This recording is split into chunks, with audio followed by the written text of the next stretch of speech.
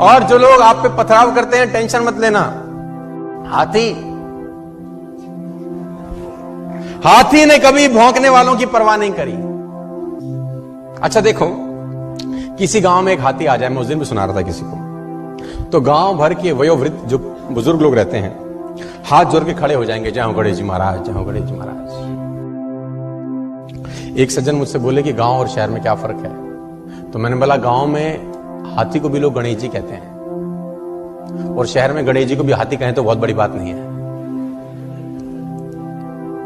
और मुझे नहीं लगता कि हाथी के सिवा कोई दूसरा पशु ऐसा है जिसके आगे इतने हाथ जोड़े जाते हैं, मुझे नहीं लगता। लेकिन एक दूसरी विडंबना यह है कि जितने हाथ जोड़े जाते हैं वो और किसी के नहीं जोड़े जाते, और जितने भौंकने वाले इसके पीछे लगे रहते हैं किसी और के नहीं लगे रहते।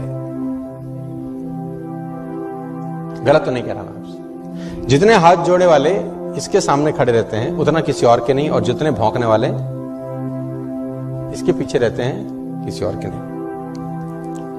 गांव भर के वयोवृद्ध हाथ जोड़े खड़े होंगे और भौंकने वाले पीछे पड़े होंगे, तो टेंशन लेने का जरूरत। और मुझे आज तक साला ये बात समझ में नहीं आई कि कुत्तों को हाथी से तकलीफ क्या है।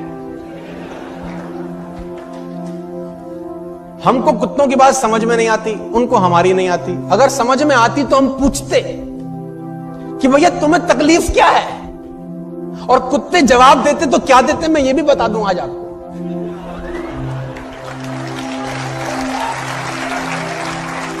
कुत्ते बोलते हमें हाथी से कोई तकलीफ नहीं है, तो फिर भौंकते क्यों हो?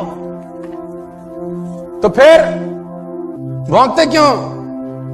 बोले एक ही बात बोलते, हमें तो इसके आगे हाथ जोड़े खड़े हुए जो लोग हैं ना, वो सहन नहीं हो रहे साला।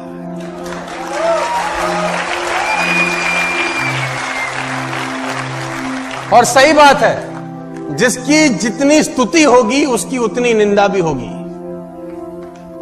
जिसकी जितनी स्तुति होगी उसकी उतनी निंदा होगी। स्तुति करने वाले हाथ जोड़े खड़े होंगे और भौंकने वाले पीछे पड़े होंगे।